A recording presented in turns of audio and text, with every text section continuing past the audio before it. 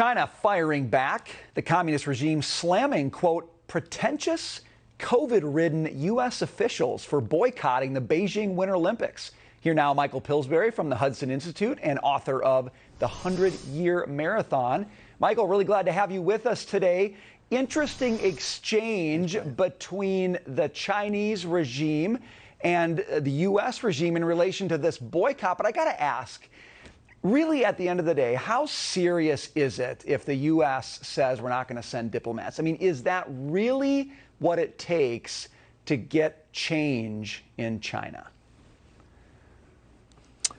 No, it's not enough. It's kind of a pinprick. The actual White House announcement says they will not be sending a delegation from Washington. It doesn't mean that our local embassy in Beijing can't attend or that people can't fly in from elsewhere.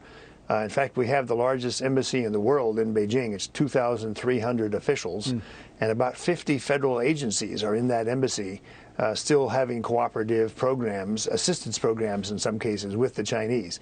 So this is hardly going to bring the Chinese to their knees or have them say, okay, we'll stop the genocide of the Uyghurs. I don't think this will have any effect. It's better than nothing, obviously. I'll say that for Biden. I think there's an insult to Joe Biden that was administered just after the White House announcement. Chen Weihua, who's a famous columnist for the China Daily, he said something like, I hope President Biden will still be alive by 2028 to see the Olympics when they come to America in Los Angeles. So that's drawing attention to Biden's age and kind of mocking him. They were more respectful, but now they're starting to mock President Biden. That's a bad trend. So this is a pinprick, as you put it, and it's not going to probably do much. Yet the Chinese response seemed pretty strong, actually, fairly strong words. Are you surprised by that? What do you think those words mean? Will they be followed by action? Well, they're threatening retaliatory measures against America, I think, Brian, because they want to scare off other nations from joining us. It's bad enough if President Biden doesn't send a delegation, but suppose 10 or 20 or 30 other countries, especially European countries that treasure human rights, suppose they also boycott. This hurts the legitimacy and the credibility of Xi Jinping, who claims he's doing well. He's still extracting all kinds of things from the foreign countries, he says, good trade deals, good investment.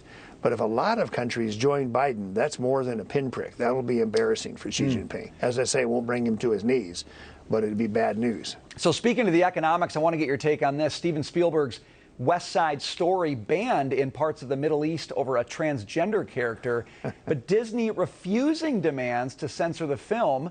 Yet, Disney recently pulled a Simpsons episode that referenced the Tiananmen Square massacre from its streaming service in Hong Kong. It's all economics, Michael. It's just all economics. When it comes to corporate America and their approach to China, there is no principle except how it affects my bottom line. To your point, then, how do you ever get change if you can't get people united around a fairly straightforward topic like human rights?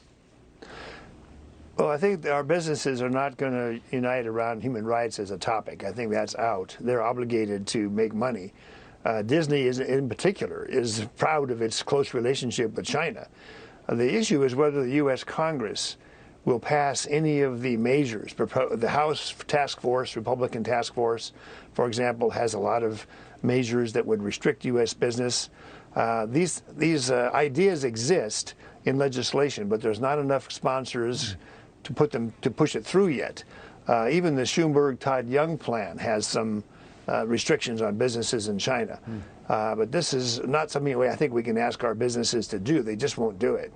And there's a long history of this, a business not wanting to cooperate with just appeals alone. It has to be a law that says you cannot do this. Then they'll obey the law. Yeah, because it's the law of money. It's the law of economics if you don't have a rule like that in place. Michael, always appreciate your thoughts. Thanks for joining us today. Thanks, Brian.